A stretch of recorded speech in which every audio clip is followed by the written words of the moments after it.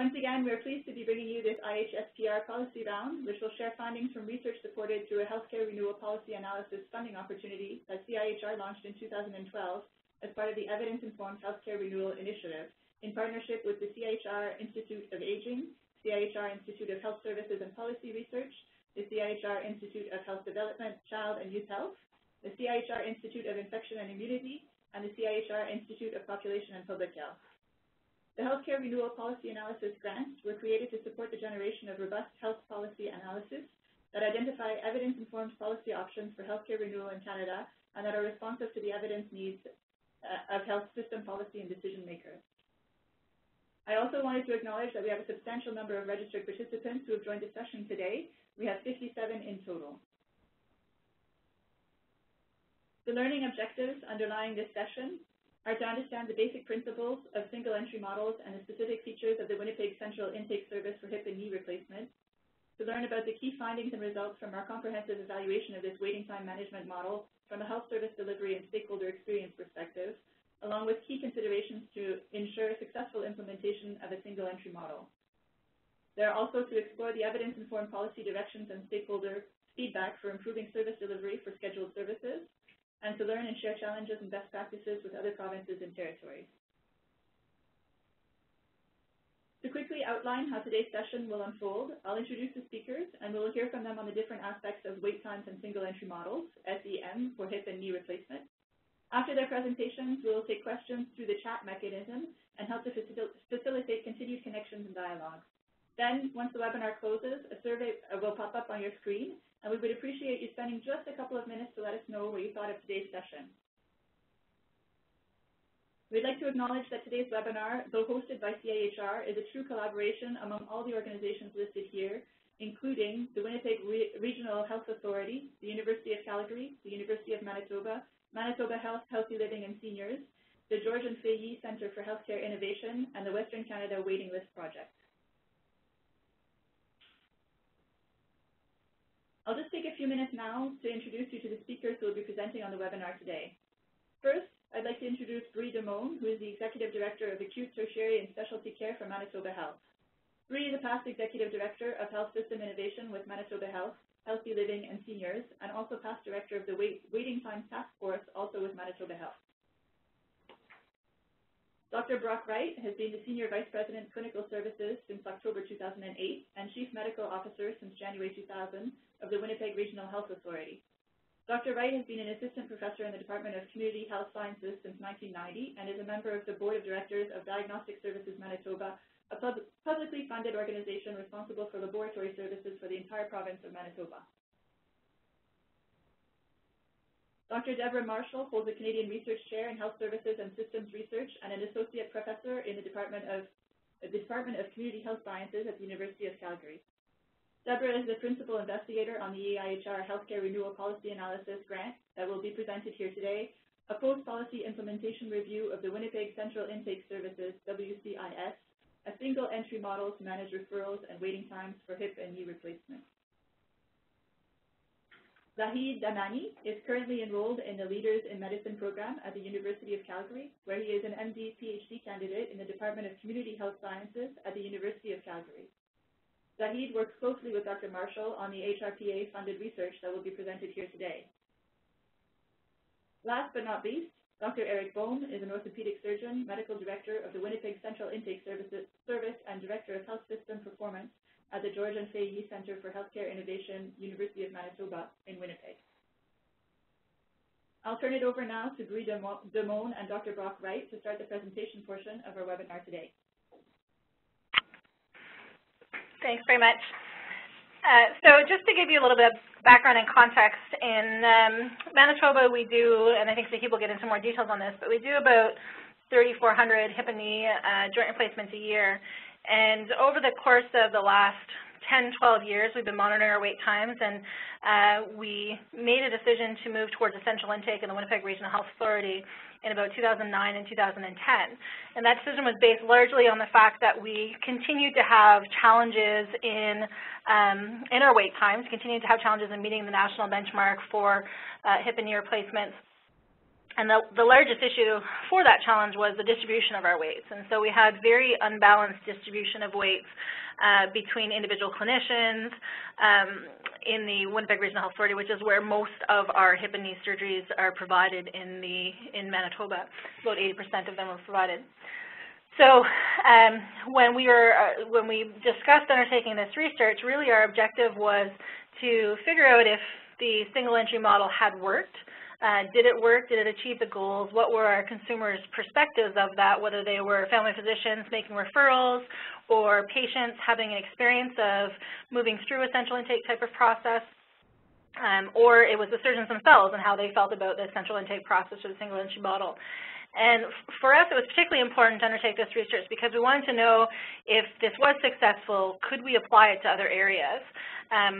As many of you who work in healthcare probably have experienced as well, wait times and wait lists are not unique to orthopedics, and they're experienced in almost every clinical area, whether it's a medicine consultation area or it's another surgical service. And so we wanted to really understand what worked from this approach and what we could learn from this, from the single entry model and how it was undertaken, and from our providers and our patients' experiences and perspectives so that we could apply a similar model in other areas or determine what kind of policy implications this might have for us going forward, and also identify where there were things that didn't go so well and how we could improve upon that and what we needed to do better if we were to apply it in the future.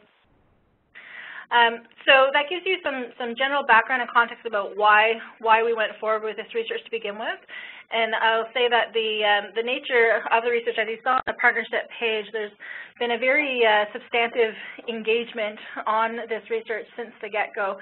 As the policy end of this side, from a funding and policy point of view, Manitoba Health has been involved in the research in determining the scope and determining the objectives and some of the questions and providing some input to who we should consult with and how we should service information. But certainly that's been working with the region, who's been providing operational information and context, as well as the frontline staff through Dr. Bohm in providing his perspective on how things are operating on the ground. And that's been really, I think, integral to the success of this research and working with Zahid and Deborah and the rest of the research team, because we've been able to bring very different perspectives to the questions at hand and the questions that we should be asking. So this certainly, I think, is a great example of a partnership undertaken for a research entity or undertaking, but also, I hope, in the end, makes our product that much stronger and something that we can then use and apply, go forward in other clinical program areas as well. So I'll turn it over to Deborah. I think, was Brock going to say some things now? No. Okay. Very good. So first of all, thank you, Ree, for that overview and introduction. What I'm going to do is just sort of set the scene in a broader context, and I think that first thing to do is to emphasize to our participants that we have a wonderful research team. You've met all of them in the introductions here. Plus, we have Dr. Tom Noseworthy, who's here with us today as well, and will answer all the hard questions. And as you probably know, or many of you know, has been heavily involved in Wait Times Alliance over the years. And Gail McKean is also a co-investigator on this project. We also have some excellent collaborators who have joined us on this, with Yana Holroyd-Leduc, Diane Mosher from the Arthritis Alliance, Rona McGlasson from Bone Joint Canada, and Frank Krupka from the Centre for Healthcare Innovation. So we're very pleased to have this diverse team that I think, as Bree said very nicely, has worked together right from the very beginning. And with this opportunity through CIHR to do the evidence-informed healthcare renewal, it formed a really good foundation for us to undertake this work.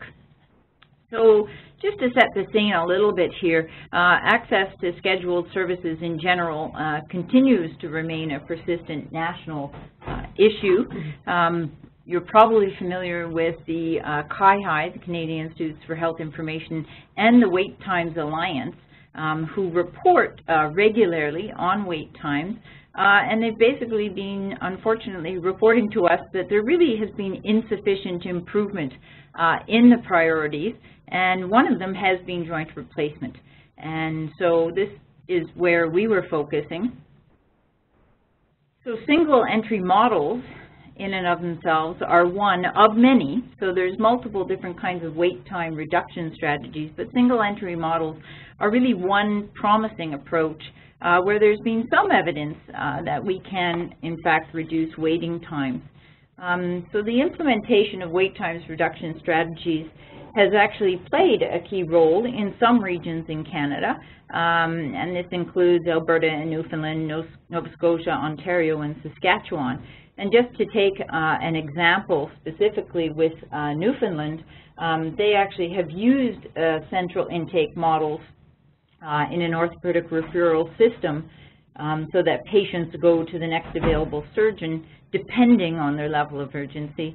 And currently in the last Wait Times Alliance report, they were able to report a 92% and 93% for hips and knees respectively, who are meeting the benchmark, and that benchmark was set at 182 days. So through this strategy, we are seeing some improvements and some positive outcomes. I guess the challenge, though, around that is the evaluations of these kinds of approaches have been fairly limited in scope to date. And when I say limited in scope, what I mean specifically is with respect to looking at all dimensions of quality of care, not just access, because that's an important aspect of care, but it's not comprehensive. Secondly, with respect to the kinds of study design that were used, so some have been stronger and maybe some less strong. And a big focus for us in the work that we were launching here is also to think about the unanticipated consequences. So sometimes when we implement programs like single entry models, we think about all the things it should do to improve the outcomes that we're interested in, but then perhaps we don't pay enough attention to some of the unintended consequences that happen as a result of implementing them. So that's kind of the background here. And then if we just move to the specifics around this project, what are we studying? Well, we chose to use a mixed methods case study approach, and there are two main aims to this. The first being to assess stakeholder perspectives, and as you'll see later, this is pretty broad in terms of the stakeholders that we defined. And what we wanted to do is understand their perceived value and acceptability towards the WCIS, which is the Winnipeg Central Intake System, before and after implementation. So to do that, we used qualitative semi-structured interviews in the two distinct time periods. And this work is complete, and this is actually the focus of today's webinar. But there is a second aim, which is still ongoing, and that is to assess the effect of the central intake on quality of care in this broad way that I mentioned earlier, using a structure of 6 dimensions of quality of care, using the administrative data sources. So that's the scope of the whole project. And if we move then to think about, well, what are we talking around when we are saying single entry? Traditionally, in elective surgical procedures for joint replacement, each provider would manage their own waiting list and queue. And as you can see in this diagram, the consequence of that, where each provider manages their own waiting list, is that you get variation in the waiting and the service times between the queues, because different people will have different demand and different ability to provide services. And then a delay, as a consequence, a delay with one patient can then result in delays for all of the patients that are waiting for a specific provider. So these are some of the consequences of having individual wait lists. So with single entry models, they're based on queuing theory, and they've been widely and successfully implemented in service industries outside of healthcare, actually, for a long time before I think they really have become a serious approach in healthcare. So a classic example that we've all experienced is being at the bank. And the idea is that there's one common queue, and then basically you can then go to the different service providers. So in a bank, this would be your next teller, and the next available teller will then deal with you as soon as they're available. So in single entry models, people basically assemble in a single queue instead of multiple queues, and then you see the first available service provider. So in this way, then access is effectively managed through one single point of entry, which is the centralized intake, and patients or the client would see the first available provider. And in this instance, that, of course, would be the orthopedic surgeon. Now, obviously, healthcare is a little bit different. We need to take into account urgencies and matching of services, but this is the basic concept. So the methodological approach, as I mentioned briefly earlier, for AIM 1 is to use qualitative semi-structured interviews. Zahid is going to give us the gory details around this. But at a top level, basically, we had 2 rounds of data collection, and patients were recruited from a consented databases, both when they were waiting or once they had received surgery. We recruited family physicians randomly from across Manitoba, and we recruited all participating surgeons and their office assistants, by the way, to this study. In addition to that, we also have patient cohorts that were recruited to be interviewed as well. So we used structured and open-ended questions in the interviews and used thematic analysis to bring out the key themes from the results. And then what you'll see, this is a little summary of the study participants. So you'll see all the stakeholders. So there are 5 groups of stakeholders that were involved in this. Round 1 and round 2 were in different time periods, basically reflecting before/after implementation or peri-implementation, as Zahid will explain later. And I think you'll see that we have pretty large sample sizes in the context of qualitative research, with a total of 68 in the first round and 63 in the second round, and at least 10 or more in each of the stakeholder groups. So that's the sample we'll be talking about in the results. And this gives you sort of a top-line view to what the timelines are and how we identified these different periods for the study, with a pre-implementation, peri-implementation, and post-implementation, with a little buffer period for uptake and dust settling, as we called it, in terms of the implementation of the program.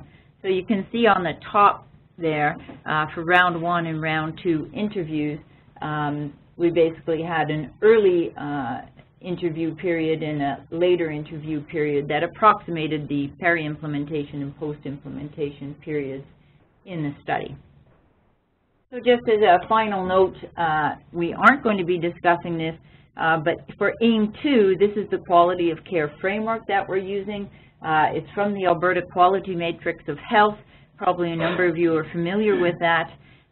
We are using the data from the Winnipeg Regional Health Authority to measure quality of care in these dimensions, and basically they cover the range of acceptability, where you're looking at the responsiveness and respectfulness of services to the users, accessibility in terms of getting services in a reasonable time, appropriateness, that the services are relevant to the user needs, effectiveness, that they're based on scientific knowledge and achieve outcomes that are desired, efficiency, that we do this in an efficient way using resources optimally, and safety in the sense that we mitigate risk.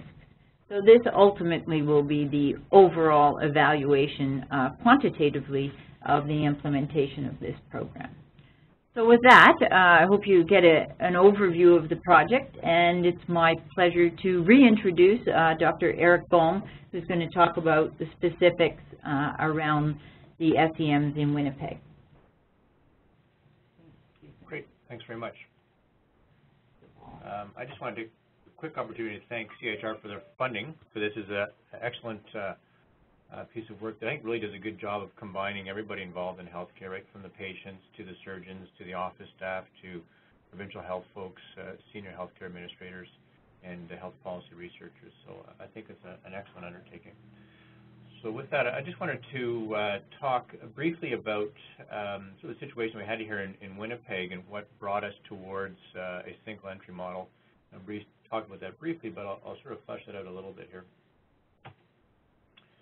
So back in 2005, we started seeing advertisements like this in our local newspaper for surgeons in Germany, attracting people over to Europe to have their hip or knee replacements done. I think that sort of really got people's attention. And when you actually sat down and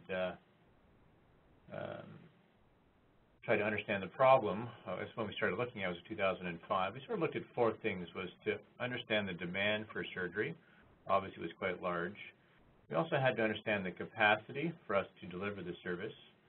Some variability, like we've already talked about, differing waiting lists will have different wait times. And then the flow of patients through the system. And this was really a collaborative effort with a lot of people in the surgery program and in health thinking about this, and even going to some of the literature in the manufacturing world. So the first thing we did was to get an idea of really, what was a waiting list looking like. And this is a graph of all of our patients on the waiting list back in 2005. And you can see there's a huge tail there. The vertical yellow line describes the 26-week benchmark. And you can see a very large number of patients who have waited out past 26 weeks. Even some people at 170 weeks there. And so this sort of really helped solidify the issue for us. We had an issue. We then started looking at capacity, and at that point in time, we found that you sort of can't create an orthopedic surgeon overnight and have them up running in a busy hip and knee arthroplasty practice.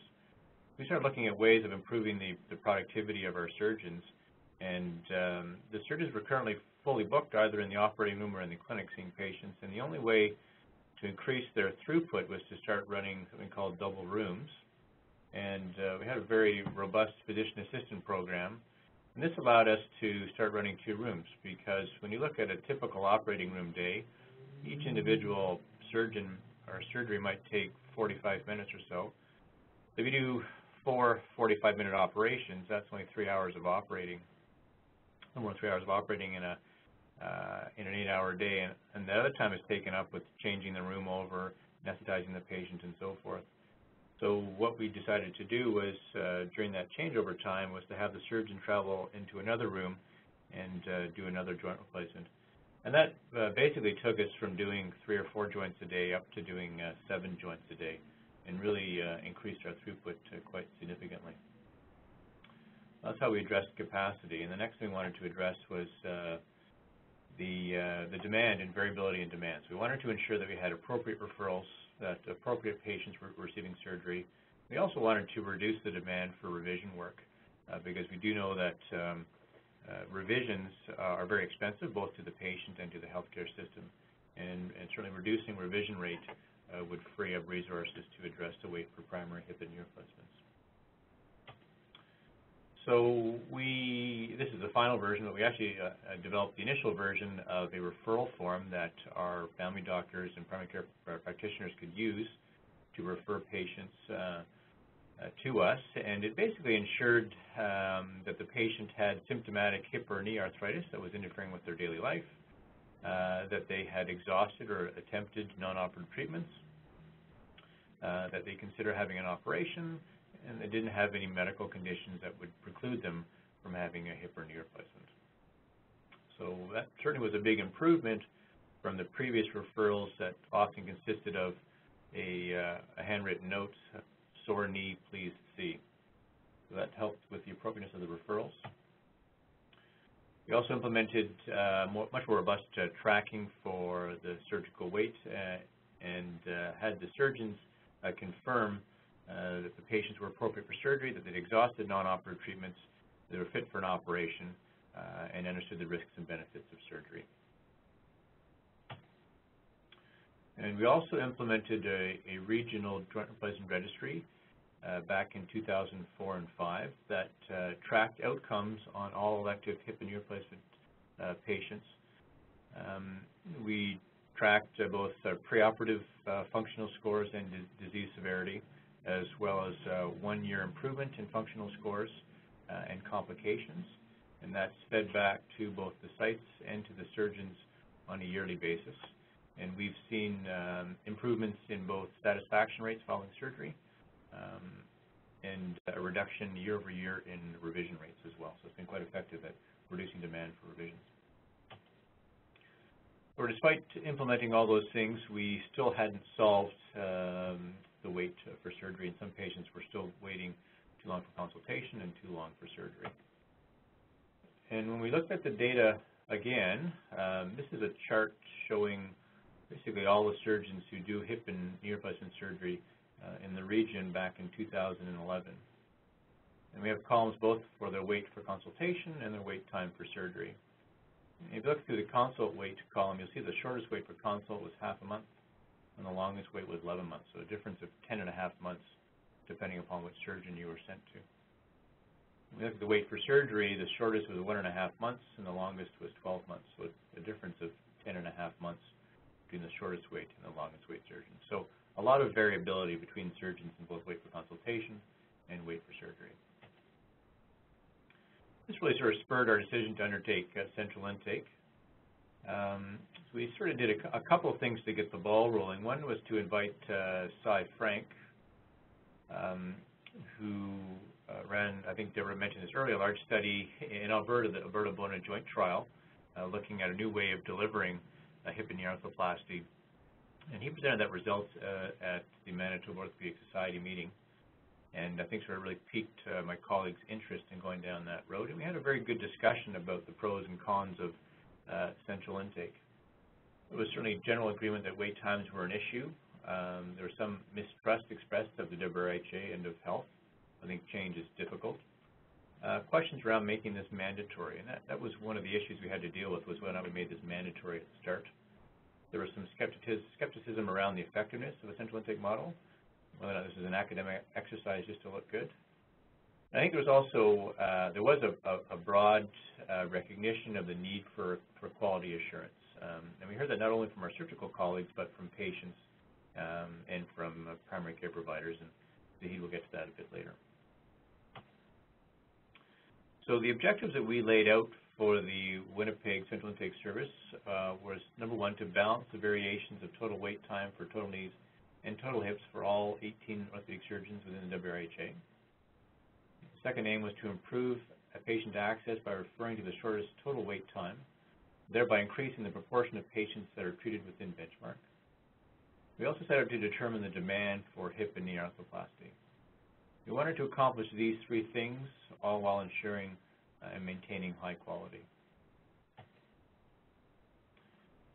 So the day-to-day functioning of the central intake process, we have a manager, Jim Daku, and two waitlist coordinators, Jennifer Hutchinson and Carrie Adams, who monitor all the incoming referrals for appropriateness, completeness, and urgency. And they will get in touch with me directly if they have any concerns about the urgency of a referral.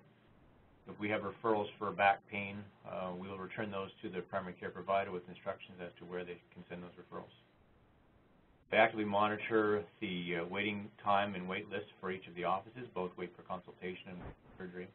They distribute referrals.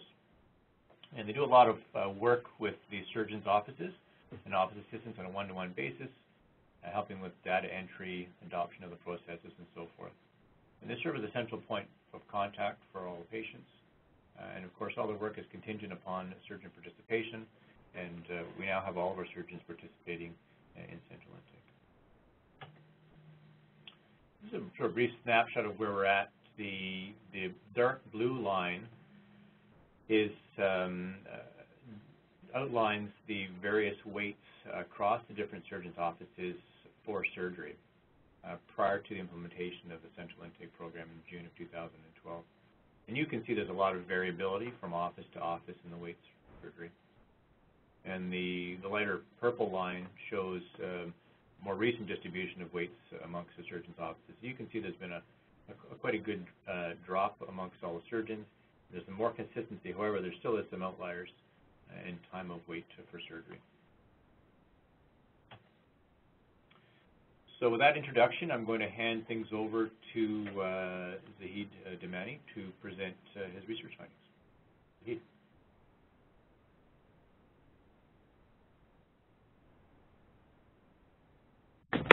Thank you very much, Dr. Bohm. And so the portion that I'll be presenting on now relates to the study itself that was conducted. So Dr. Marshall gave an overview of the methodology that was employed and how it is that we went about doing it. I just want to remind you again that the central objective here relates to aim number 1, and that was to better understand the perspectives of the stakeholders that were involved.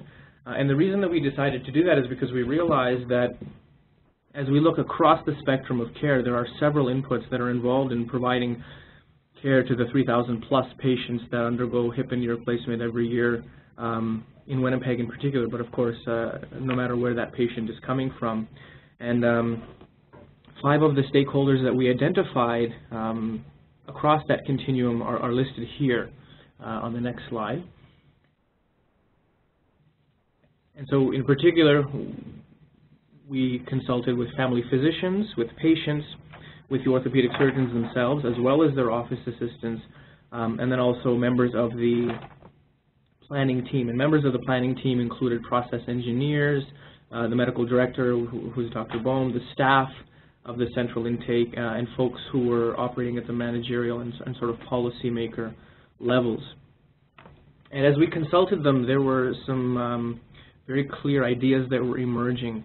And as I present today, one of the things that I'll be discussing is sort of the implications, for the quality of care, and how they then led to the policy options. Now, the policy options play a critical role here, and so I'll just back up and give you some context. The reason why we'll be talking about policy options is because as a part of the grant that we were awarded, there was a really nice opportunity for us to take the results that we had, develop from them evidence-informed policy directions, and then to bring those directions to a roundtable with all of these stakeholders present. And so having spoken to them, having developed policy directions based on their feedback, it was a very valuable opportunity for us to take it back to that table and to get feedback around things like the feasibility, things like what is it that's missing, how is it that we can best implement these, are there some critical considerations that have been missed in these discussions. So it was a really nice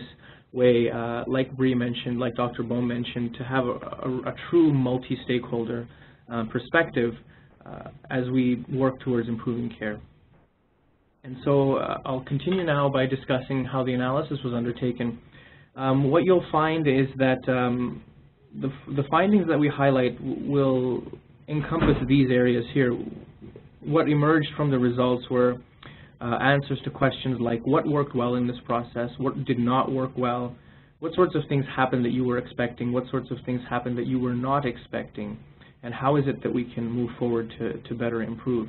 And so the focus today, in the few minutes that I have, in the interest of time, will be on the common themes across these areas, and they'll be highlighted in bold. And what you'll find is that the elements that are in bold will represent some of the key considerations to ensuring successful implementation of this particular model. And then as I discuss the analysis, as I discuss these common themes, keep them in mind because they will very nicely play into what Dr. Bohm then discusses when he talks about the policy directions that were developed and how we went about discussing them. And so I will now continue with talking about the first stakeholder group, and that's the family physicians.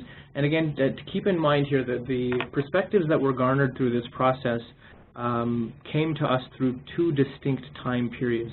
The first was the peri-implementation, and so that was the year within which the central intake was implemented. And then we went back to folks 18 months later, 18 months after that point, once the dust had settled, as we called it, to learn about what had changed, what had remained the same, what had improved. And the reason why that's important is because all throughout the implementation process, one of the things that the team made a very concerted effort to do was to improve iteratively. And so as the results were raised, as we took it back to the research team and those around the table from the policy making and management realms, a lot of that was taken back to the implementation team. And what that allowed them to do is to smooth the process and to respond to the stakeholders' perspectives and concerns right away. And so when Bree talked about this being a truly integrated multi-stakeholder process, it really was. And the iterative element of it really kind of has allowed it to become what it is today. And so as I begin with family physicians, one of the things that I'll mention is that as the system was implemented, one of the things that the team had done is they had sent notices to all physicians across Manitoba, regardless of their specialty or their scope of involvement. Anyone that could possibly make a referral was informed about the central intake coming into place. And so one of the first things that we encountered was generally low awareness of the central intake. But as I was discussing the system with family physicians, although they may have had low awareness, they were very optimistic with what the central intake represented and the elements that it brought with it. And so some of the things that Dr. Bohm mentioned were very prominent in our discussion, and that's the standardized referral, for example, access to information, a central point of communication, and that was the central intake office that was established. And so the reason why there was low awareness, as you can imagine, is because these practices are extremely busy, and folks who come in for a hip and knee replacement might number, in the 5 to 10, in a busy practice. And so, generally speaking, across the clinical conditions that a family physician might encounter, hip and knee replacement is generally small. And so the awareness of the system was low, but there were other models that served as a reference point. And the reason why I mention that is because those models were not necessarily discussed very flatteringly. And so there was some concern about whether this central intake would be any better. But as the interviews continued over the time periods, we found that the awareness had increased, and the overarching expectation of the physicians was that regardless of the system, it should increase timely access and patient satisfaction. And as the interviews continued over time, that is exactly what the family physicians were very happy about. The fact that the central intake, now that it was in place, did indeed increase timely access and patient satisfaction. Central to what you're going to hear when I talk about family physicians and surgeons is the role of the physician, wanting to retain choice, autonomy, and an opportunity to provide care as they see fit. And the reason why I mention this is sort of in contrast to what we've heard from physicians who have operated in other systems. The UK, for example, came up as a reference point whereby the role of the physician is generally reduced along the continuum of care to being that of a technician, and so family physicians and surgeons really didn't want that to be the case. And the team has heard that loudly and clearly, and so one of the things that has been front and center in this particular model is the retention of choice, whether it's among patients, whether it's among the family physician, or among the surgeon. I would say that's a hallmark of this system, and that's why it's worked so well. And I'll get into what I mean when I say worked well. The other thing that has come up among the physicians, both of them, family physicians as well as surgeons, is ease of use. The fact that the system has been very simple. It hasn't been laborious. It hasn't been very taxing. The referral form that the family physician office needs to fill out is a single page, and it is then sent off to the central intake office. The central intake office is the one then who takes the responsibility for liaising between the various stakeholders, whether it's the surgical office assistant, the surgeon, the slating. There's a key role to be played by that office, and so a lot of the burden has been reduced through the processes that are now in place. The other thing that's very, very helpful in all of this is the fact that the central intake office sends a confirmation of receipt. So as soon as the referral has been sent, the office will circle back, let them know whether the referral is complete, and confirm both with the patient and the family physician that indeed the referral has been received, and it provides a timeline in which they can expect follow-up. And that sort of leads to the last point here, is the fact that family physicians really did highlight the fact over time that they saw the system as being very much centered around the patient's care. And so the patients have been very happy, and then that's sort of been the key message from the patients, because, of course, the family physician's primary concern is the wellness and comfort of their patients.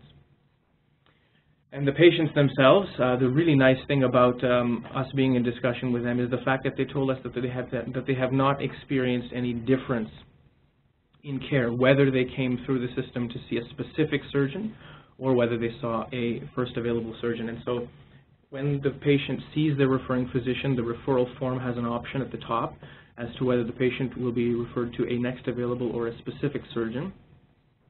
They're able to see both. Regardless of the choice, the referral itself is processed by the central intake office.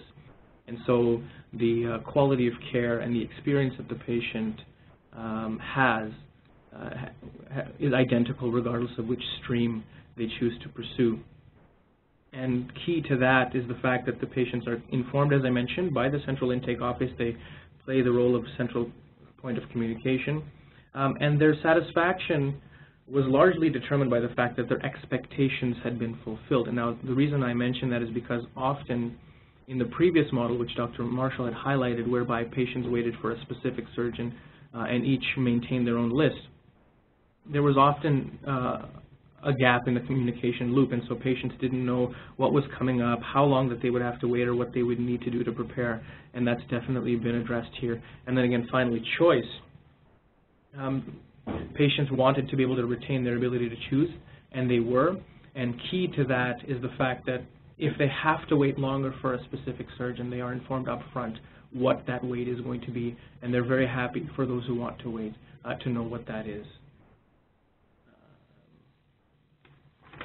Surgeons. So as we move along the continuum of care, the surgeon is a critical player in it. And with the surgeons, what we found was that there was mixed acceptability.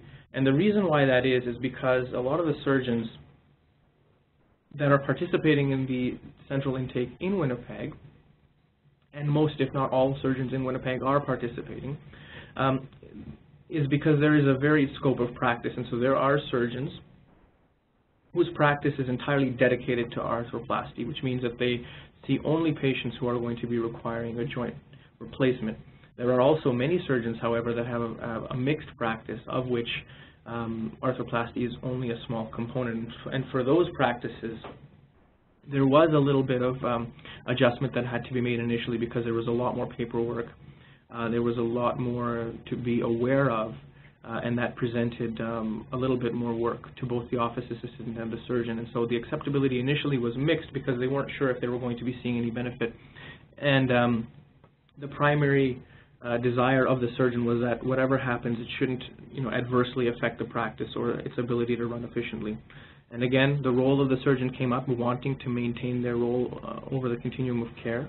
And because they didn't want their practice to be adversely affected, the system needed to be one that had ease of use very prominently. And so one of the roles that the central intake office undertook is the burden of collecting a lot of the information, ensuring that information was streamlined, ensuring that patients are tracked so that the surgical offices have good information, and that the surgical offices could then, as a result, convey good information back. And the reason why that was important is because it really supported strong communication.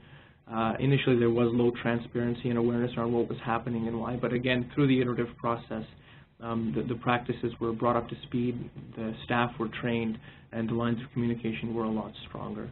And key to all of this is the surgical office assistant, which was the next stakeholder that we had consulted.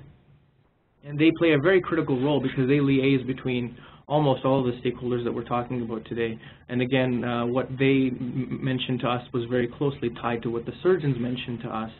There was initially some concern around interruption of office processes because there was new technology, new forms, new ways of operating that were being introduced. But through the strengthening of the communication, through training being provided by the central intake office, the expectations were clarified, information about how referrals were allocated and managed was clarified, and as a result, their expectations of the system to facilitate better efficiency and reduced workload were met.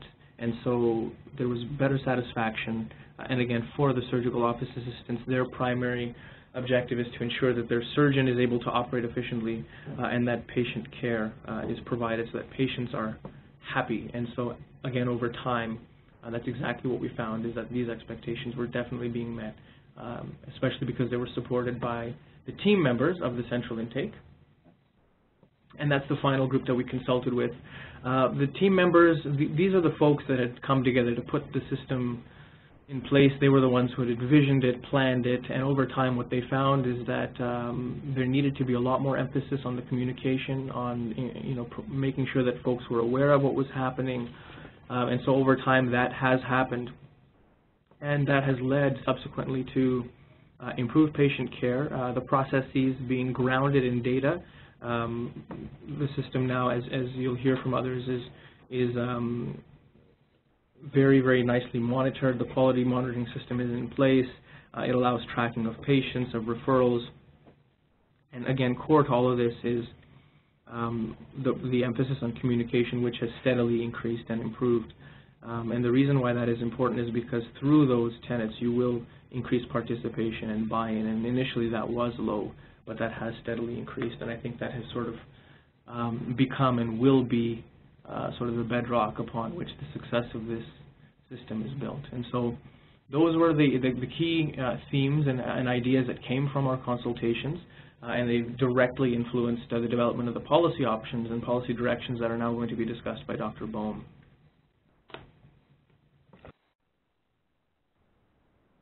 That's great. Thank you, Zahid. So, right, so Zahid's excellent work informed our one-day facilitated meeting to look at developing policy options for central intake. And again, at that meeting we had patients, we had office assistants, we had surgeons, we had primary care providers, we had surgery program administrators, senior health administrators, and folks from Manitoba Health as well. And we had a very good discussion, and we sort of came to 5 policy directions that we felt could inform the development and implementation of centralized intake models for delivering healthcare services. And this is not just hip and knee arthroplasty, but this is in a much broader sense for improving access and quality of care for the healthcare system. The 5 things that we developed were, number 1, that the quality of health services delivered should be measured and monitored according to a provincial framework. So monitoring the quality, access, appropriateness, effectiveness, and safety of what's being delivered. Central intake should be the preferred model of service, delivery of scheduled and clinical services. Number 3, that central intake programs for scheduled and clinical services should be provincial where appropriate. I think particularly in a province like Manitoba, if you have subspecialty care in one location, that you need to be able to make, you need to have that access available province-wide. Number 4, the processes for central intake and performance indicators for patient and system outcomes should be made transparent to the public and to providers. I think this is an important point to make, and we often mention is that when you purchase a new car, there's lots of information you can find online about the quality of that car and the price of that car, and similar information is not available when you're looking to have a hip or knee replacement. And we had a good discussion around that. So this is an important component of central intake processes.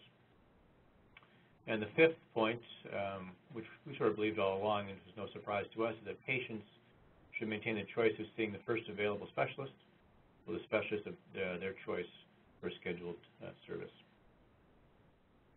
So those were the options that we developed. It was a good day and lots of good discussion. And I'm going to hand it over now to Brock and Bree around implications and next steps for Manitoba.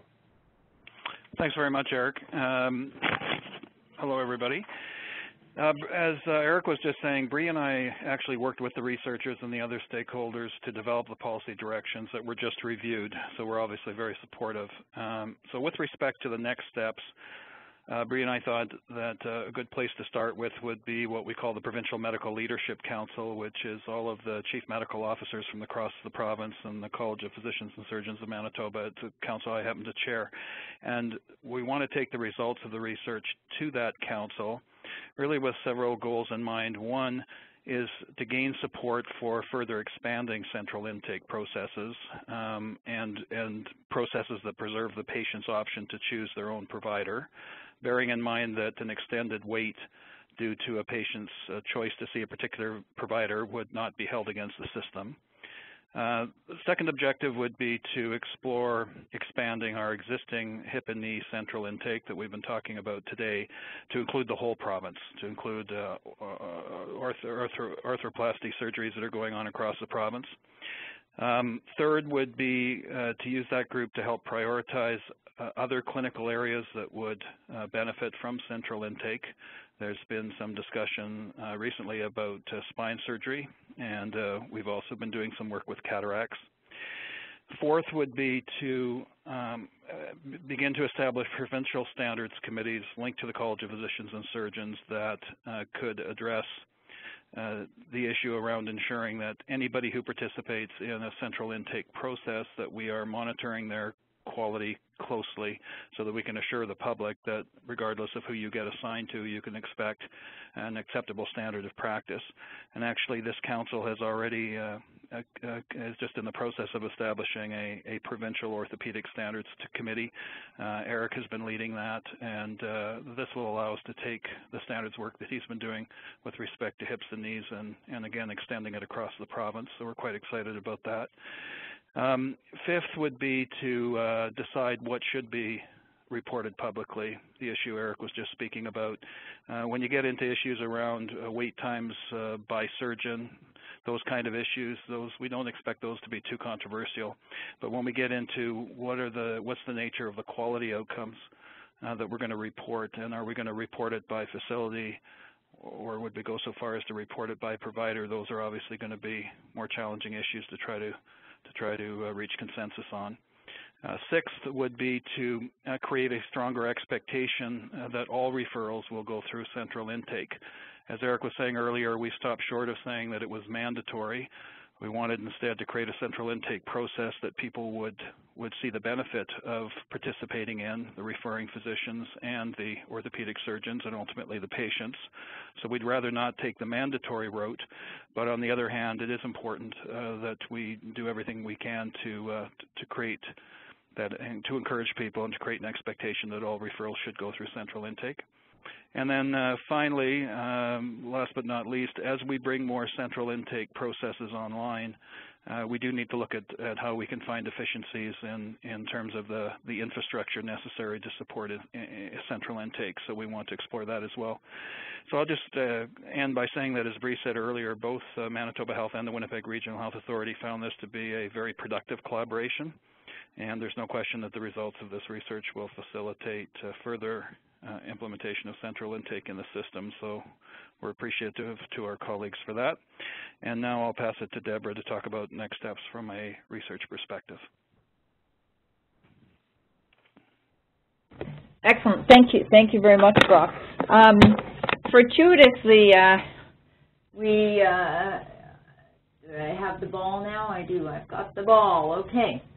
So what I want to do is just take a couple of minutes. As I say, fortuitously, there's some recent materials released that I think might provide some good fodder for discussion following the completion of this presentation.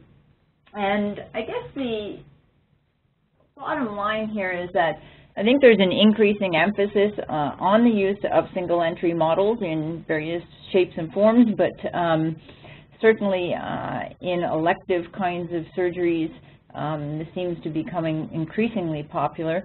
And one of the things underlying these recommendations, or the idea behind how do you make single entry models successful, is that you need to have a structural change in order to enable sustained reductions in wait times. So I think single entry models is one way of doing this. And we just highlight two things here. One is the use of single entry models both nationally and internationally, I think, is being recognized as a potential model of choice. So we just refer briefly here to the OECD report in 2013, which basically emphasizes this point that the structural change, such as the single entry model, does facilitate sustained reductions in wait times.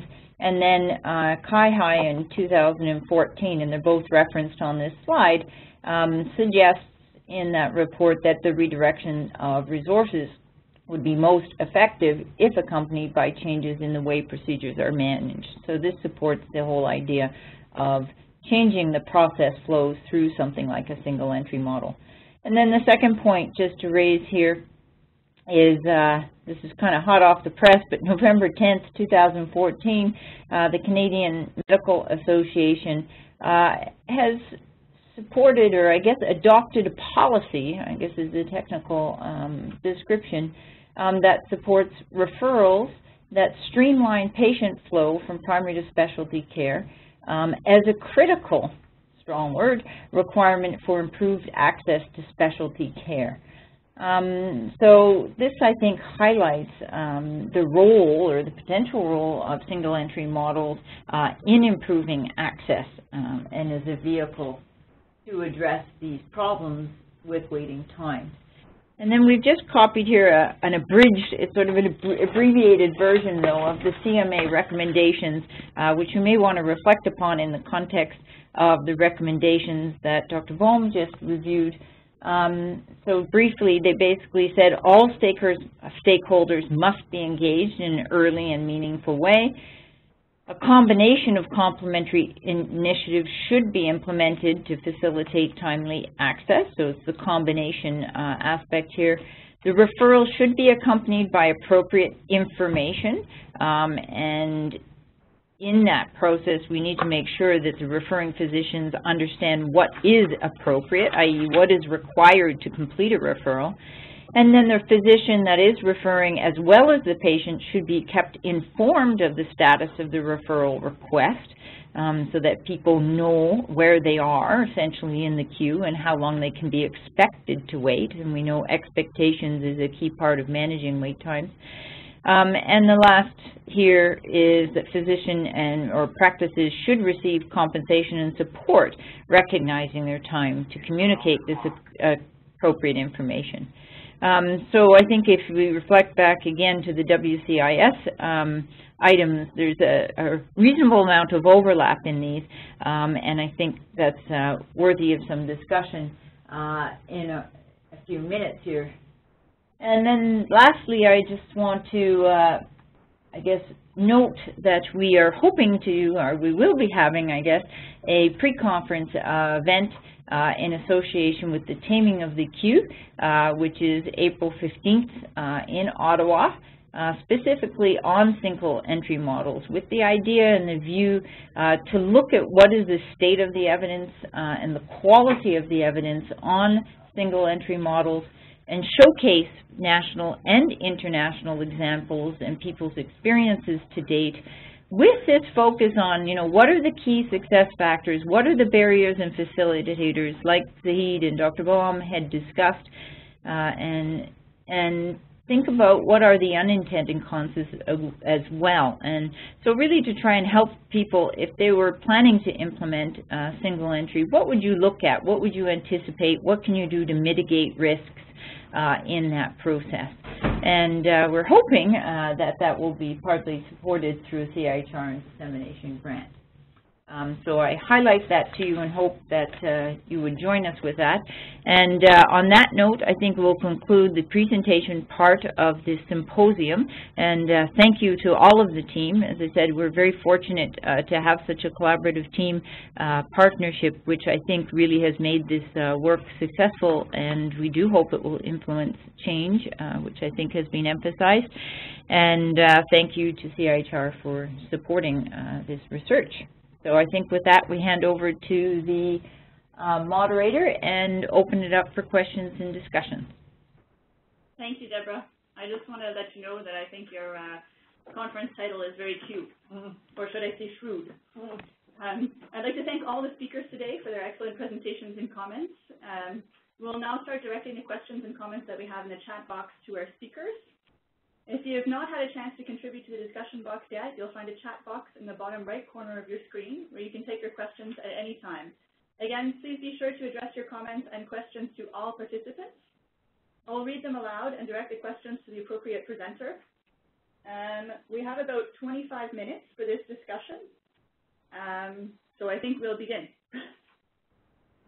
So the first question is from Kelly Stanistreet. She wants to know, is the use of the common referral form successful? Do referring physicians use it consistently and appropriately? I'm not sure which panelist would like to take this question. I can handle that. It's Eric speaking. So any referral that comes to the central intake office, they must use either the one-page referral form or include a dictated letter that contains all the same information. And if we get a handwritten letter, you know, sore knee, please see, we'll send that back to the referring office with a copy of the referral form and ask them to complete it. And if they don't complete it, the patient and the referrer find out that it's not complete, we can't process it until it's complete. And just doing that really helps to make sure that we have adequate information. And we've really pared it down to ensure that we only collect the relevant information that we need to determine whether or not that is an appropriate referral for consideration of hip or knee arthroplasty. Thank you. The next question is from Nancy McLeod. Is next available based on the time to consult, the time to surgery, or a combination of that? And I think, Zahid, you were talking about that a little bit in your presentation, so maybe we'll direct this question to you. Eric, would it be possible for you to take that question, please? Certainly can, yeah. So okay. I mean, that's sort of the nut of the matter. And what we do right now is we until recently, we were distributing it based upon the combined wait for consultation and wait for surgery. Now, that data was self-reported from the offices, and that can be quite variable. And you find that the office staff will overestimate the wait a little bit, so they don't have angry patients calling them, asking them how come they haven't had their joint done yet. So we've now switched to a process where we look at the number of people waiting on a surgeon's list, as well as the volume that surgeon does per year, to have an estimate of how long the next patient should be waiting. So it's a combination of both wait for consultation and wait for surgery, using both office-reported data and data from our data set. Thank you. Sebastien Harenberg has a question. Quantitative measures were mentioned in the mixed methods approach. Could you provide a brief summary of what was measured? I guess this is maybe a question for Deborah Marshall. Okay, so basically, as I said earlier, we actually used a quality matrix framework. So the categories or the dimensions of care were those that were, there's 6 of them, basically, that are in the quality framework. And those include safety, effectiveness, efficiency, acceptability, accessibility, appropriateness. And within each of those, I think we have 21 quantitative measures that basically map to each of them. I don't think we'll be listing all 21 of them at the moment, but as an example, certainly one of them will be the wait times. And just to emphasize the importance of looking at not only the time from when they're referred, but also to the time they actually get into surgery. So one of the things that happens with respect to unintended consequences, and I think the previous question might have been referring to this as well, is that there are different types of wait times. So we will be measuring both from the family practitioner to the surgeon consult, as well as from the consult to the surgery date, in order to try to make sure that we're not improving one of those weights, but then at the sacrifice or the detriment of another type of weight. So if we think of another dimension, for example, outside of accessibility, so if we look at appropriateness, one of the things we're going to measure is the percentage of referrals completed, i.e. complete referrals that are received by the central intake that don't then go on to progress to surgery. So that gives us a sense of how many actually do flow through to surgery. So that would give you an example. The other measure, if we take another example of effectiveness, we'll be looking at the length and also the variation of the surgical wait lists and calculating those on an individual basis. So I think, I'm hoping that gives you some sense of the levels. I think that we have 21 measures that we've agreed to. Okay, thank you. Kate Rex has some comments about adding physiotherapists to the triage section. Her question is there consideration to adding in physiotherapists to triage hip, knee, back patients for surgery before they get to central intake? There is strong evidence to suggest their assessment diagnostic skills are more accurate for surgical referral. One study in BC found 91% accuracy for PT referral to surgery compared to 22% for GPs and ED physicians. I'm not sure who the best person to direct this question is. Maybe I'll take that as well. That's a good question, Kate, and we've had a lot of discussion around that. And you know, lots of great physiotherapists here, occupational therapists here. And when we looked at our data, using the standardized referral form, we have about a 60% conversion rate to surgery. So we've gotten from that 20% you mentioned up to 60% just with the standardized referral form.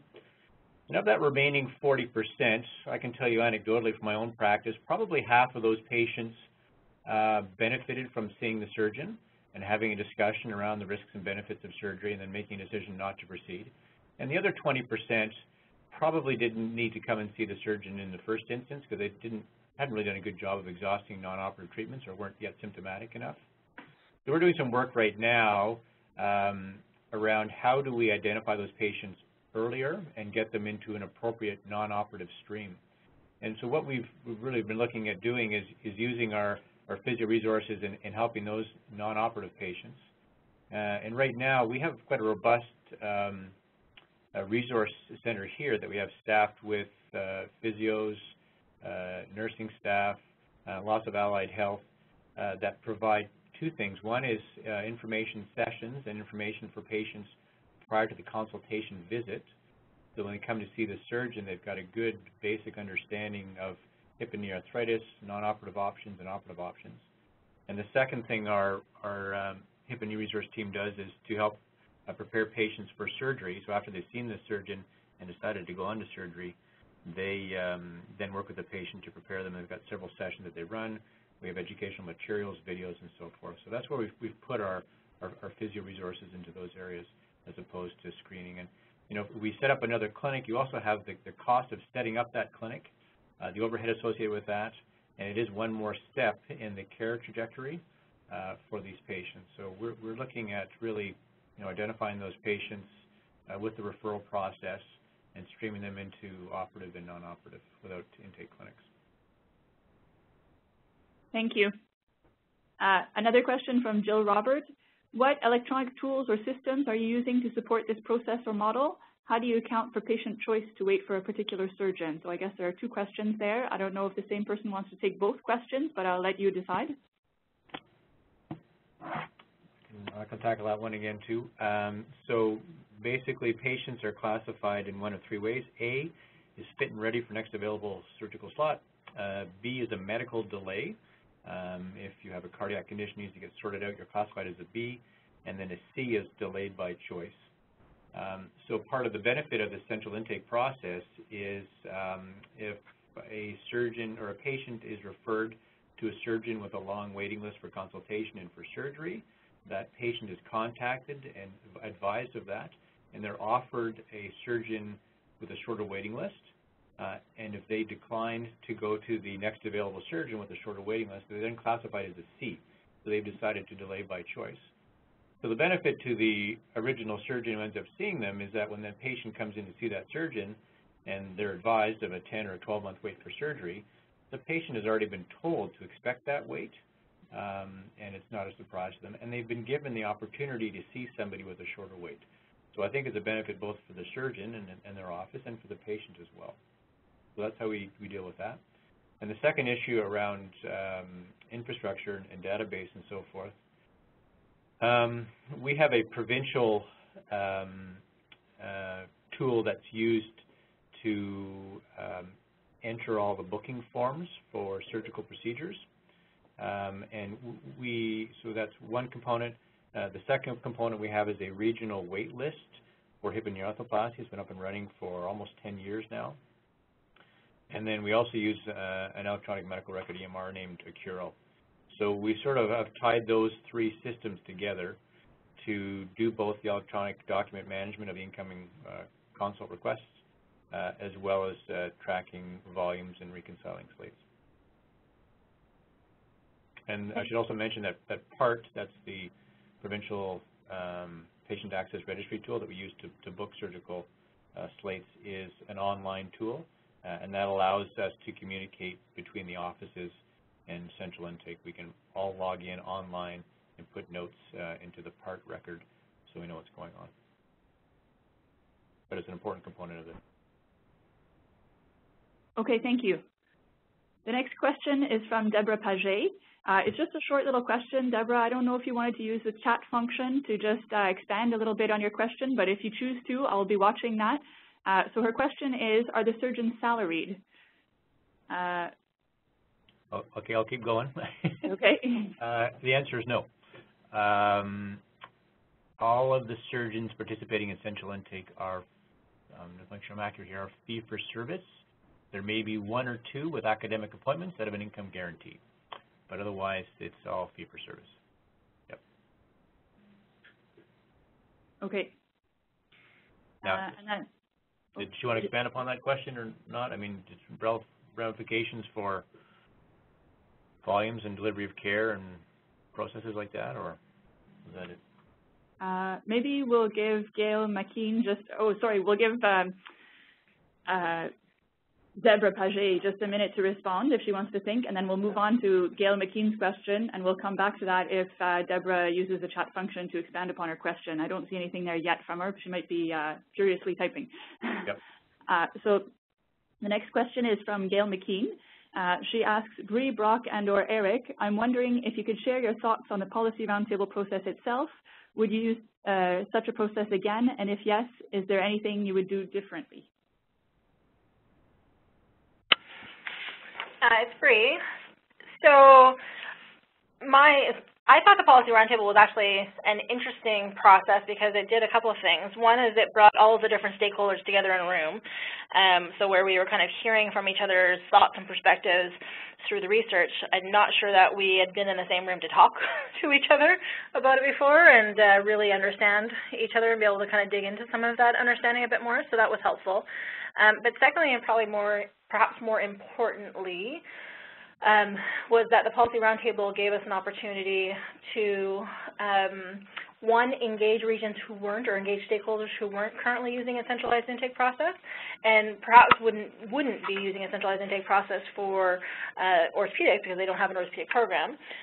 But it gave us an opportunity to really start to disseminate some of the knowledge and engage in a larger discussion and think more futuristically. So instead of thinking about how we do things today and how we maintain how we do things today, it gave us an opportunity to talk as a collective about how we could perhaps advance some of our activities in the future and maybe approach things a bit differently as more of a province versus as individual clusters of clinicians or regions. So I thought that that was really helpful, and it was a good starting point to engage in that kind of discussion with people who had not had experience with central intake. And I would suggest that was probably what I found most valuable out of it. And just being able to really have kind of a larger picture type conversation around how we should be considering this on a go-forward basis and how we should be applying it to other areas, and hearing different perspectives on that was really helpful. Brock and Eric, did either of you have anything to add?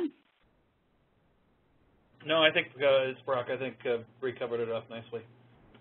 Yeah, the only thing I would add is, just to reiterate what Bree said, having everybody in the room together at the same time. And one thing that I really found helpful, and is something that I've sort of been doing a lot of thinking about recently, is how do you report on quality in a fashion that's meaningful to people? We track a lot of different things in our registry, change in Oxford 12 functional scores, change in the mental components summary of the SF-12. I think if you just put that raw data onto a website, it's not very meaningful for people. And what we heard from patients was that, to a large extent, they're not so fussed with exactly what metrics we're following and reporting on, but more so that there's a process in place that monitors quality and outcomes, and then deals with it if there's a problem. And that's what we're doing now. We're actually in the process of setting up a website for transparency purposes, as we've learned about, that describes the processes in our central intake for hip and knee arthroplasty. And we'll be describing the quality assurance process that we have, consisting of the registry and feedback to the standards committee and so forth, as opposed to listing all of the individual outcome metrics for each of the surgeons. And that was an interesting learning that I took away from that one-day meeting. Deborah, I just maybe add too, I think one of the interesting things that through the whole process of a variety of research is it's about managing expectations. And I think, Eric, you mentioned this earlier in the context of the central intake, phoning up patients, if they choose a particular surgeon, to give them an idea and an understanding of what the consequences are with respect to the wait. And a lot of times I think it's not knowing that's the bigger challenge for people than necessarily the actual time that they would be waiting. So it's really about managing the expectations and communicating. I think that was a huge message from the qualitative interviews with all the different stakeholders, is being able to communicate it. And then I think people are able to manage however they choose to manage that period of time.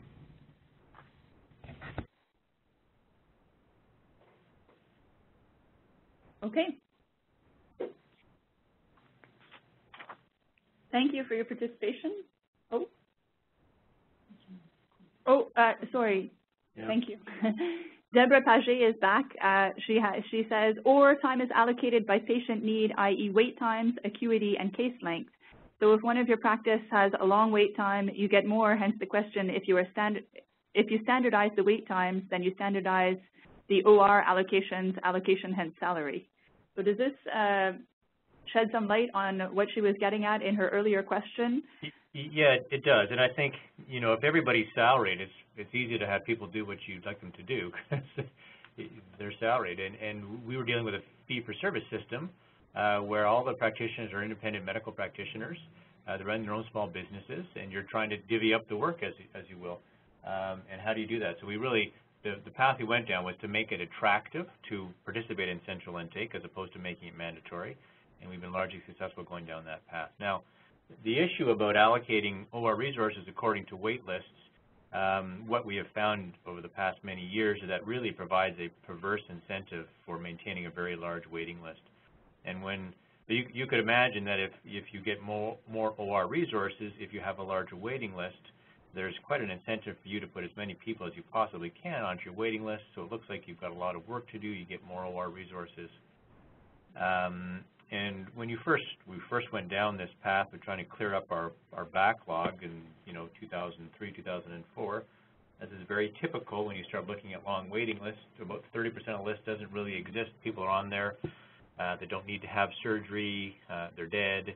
They didn't know they're on there. These kinds of things, and that's largely been cleaned up. So what we're aiming to do with this process is to really get a good understanding of what the true demand for hip and knee arthroplasty is, and then to have a fairly standardized allocation of OR resources across all of the surgeons. So you don't want to have a surgeon who has 12 slates per month and another surgeon who has 2 slates per month. That's not very fair. So if you have a standardized allocation of OR resources across the surgeons, then you really have an idea of what the capacity for each surgeon is in terms of surgical volumes, and you therefore also have an idea of what the capacity is for each surgeon to see new consultations. And then it's quite easy to figure out how many surgeons you need to have to handle incoming consult volume. And that's where we're at right now, is really getting a grasp of the capacity we need to have for the incoming consult volume and relating that to the OR resources and surgical throughput.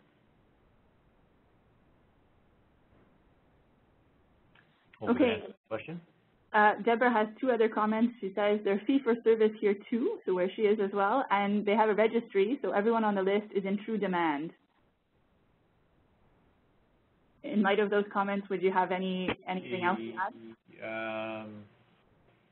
Yeah, I would caution about believing that everybody on the list is true demand. I think if you have a surgical wait list, you will have people on that list who aren't quite ready for surgery yet.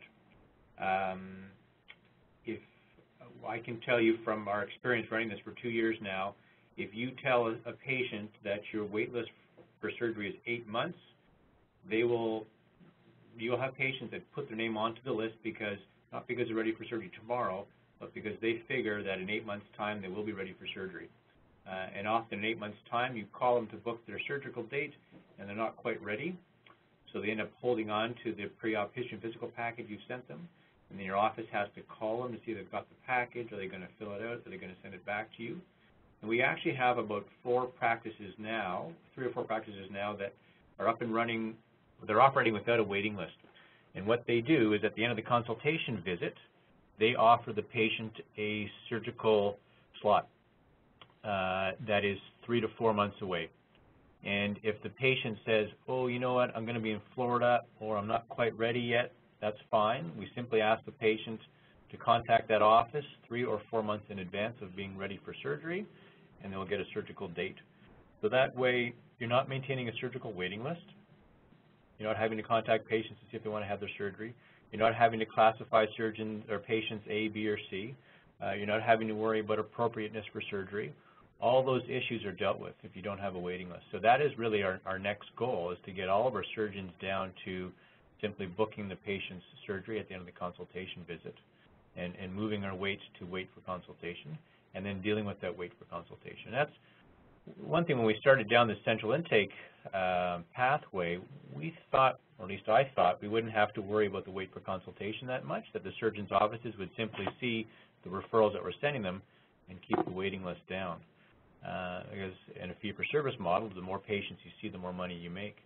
But the surgeons weren't able to ramp up their consult slots. Many of them didn't see the purpose of doing that. If they were seeing more patients than they could do in the operating room, why would they see more patients? So we ended up with an increasing wait for consultation, which turned out to be a problem that central intake had to deal with. So it was a headache for us. We now had to deal with this wait for consultation, but it was a good thing for patients because we had to sort it out. So that's sort of an unintended consequence we saw with this, which I think for the patient is a good thing. So hopefully that answers your question. Yes, thank you. Deborah Paget has commented that is helpful. We have time now for one last question. So the last question is from Lynette Reed. She says, I notice in the quality framework, equity is not a measured dimension. In Canada, we don't perform well on equity and access to tertiary care services. Do you see any ways this centralized referral process could track equity and access across SES groups and address it? I'm not sure who's best placed to answer this question. Maybe Deborah? Deborah, I don't know. I can certainly give it a go and then see if anyone has some additional comments. One, I guess, is to acknowledge the questioner. Absolutely, you're right. You know, equity is not an explicit measure in that quality framework. I guess the second thing I would say is, on the basis of that quality framework, given the data that you need to collect in order to address each of those quality dimensions, I think you would have the basis to be able to answer or inform, let me say, an equity question, because we would have information on, you know, safety, effectiveness, efficiency, as well as, of course, the demographics, So, for example, looking at the socioeconomic status of the individuals and the location, i.e. where is their place of residence, to be able to examine the kinds of questions around equity.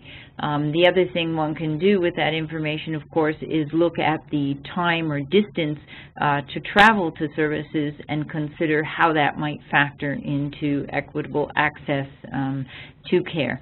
So I think the data and the information in an evaluative process like this, that's quite comprehensive, could help inform those kinds of questions. And thank you for raising that, because that is a very important aspect of this that should also be considered.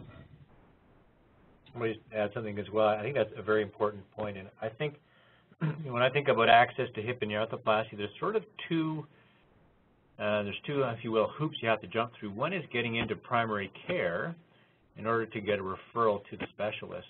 And my sense is there's probably a larger disparity in access to primary care by socioeconomic status than there is to access to the specialist. So once you're in primary care and you've been assessed and you have symptomatic hip and knee arthritis, it's not responding to non-operative treatments, going the next step to seeing a surgeon is not nearly as big a barrier as getting into the primary care in the first instance to be seen. So that's my that's my sense, but it's an important aspect.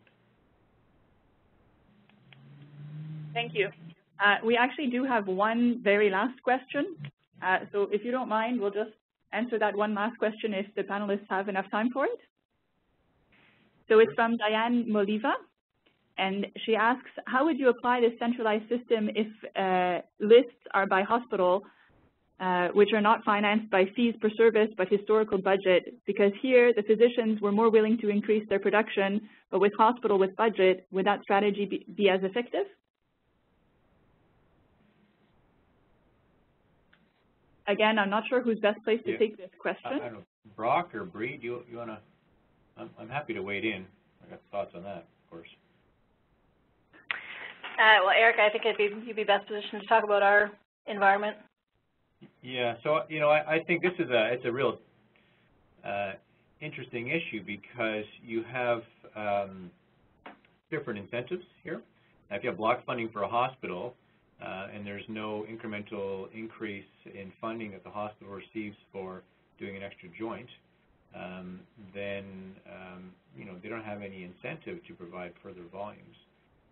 I think, however, if they're flexible enough to look at their costs and savings and be able to return cost savings into doing more volumes, then I think they should be allowed to do that. And I think this central intake system, there's no reason why it couldn't work in an environment like that. And I really think, having visited a lot of operating rooms around the world, been in third world countries, that there's a lot of room in Canada to improve throughputs in the operating room and throughputs on the ward. And I think we should really be challenging our hospitals and our surgeons and our healthcare administrators to look at using what current resources they have more efficiently.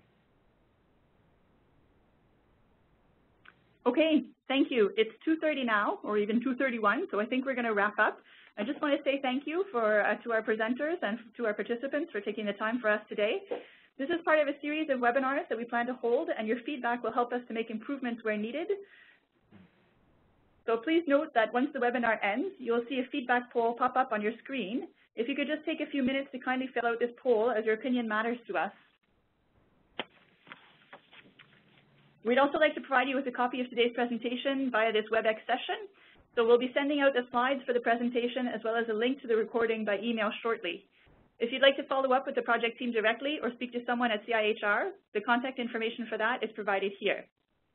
Our next policy round will be held on December 10th and will present recently published research on activity-based hospital funding, international perspectives on patient safety, system capacity, and health policy.